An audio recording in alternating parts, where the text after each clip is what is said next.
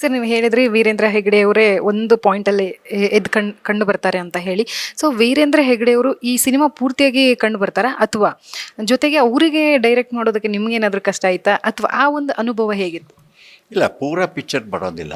ಒಂದು ಒಂದು ಘಟ್ಟದಲ್ಲಿ, ಒಂದು ನಿರ್ಣಾಯಕ ಘಟ್ಟದಲ್ಲಿ ಒಂದು ಡಿಸಿಷನ್ ಬೇಕಾಗಿರುತ್ತೆ, ಅದನ್ನು ಅವ್ರು ಕೊಡ್ತಾರೆ.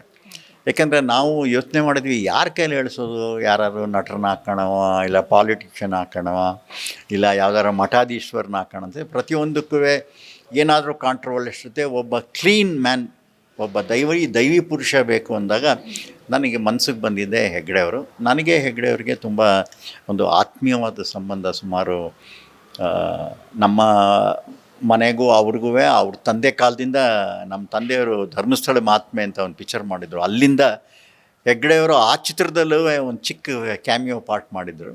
ಹಾಗೆ ಇದರಲ್ಲಿ ನಾನು ಮಾಡಬೇಕು ಅಂತ ಕೇಳಿದಾಗ ಅವರು ತುಂಬ ಮನಸ್ಸಿನಿಂದ ಒಪ್ಕೊಂಡು ಮೇಕಪ್ ಹಾಕ್ಕೊಂಡು, ನಮ್ಮ ಸಿನಿಮಾ ಗೊತ್ತಲ್ಲ, ಆ ಥರದ ಲೈಟ್ ಗೀಟ್ ಹಾಕಿ ತೆಗೆದ್ವಿ. ಸೊ ತುಂಬ ಸಂತೋಷದಿಂದ ಪಾರ್ಟ್ ಮಾಡಿದ್ರು.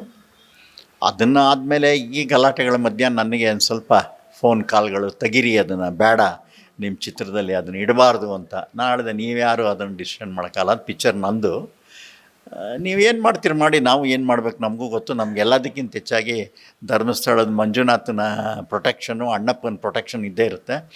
ಧೈರ್ಯ ಇದ್ದರೆ ನಿಮ್ಮ ಪಾಡಿಗೆ ನೀವು ಮಾಡಿ, ನಮ್ಮ ಪಾಡಿಗೆ ನಾವು ಮಾಡ್ತೀವಿ ಅಂತ ಹೇಳಿ, ಸರಿ ಅದು ಹಾಗೆ ಹೋಯಿತು. ಏನು ಅವ್ರ ಹತ್ರ ಬರಲಿಲ್ಲ.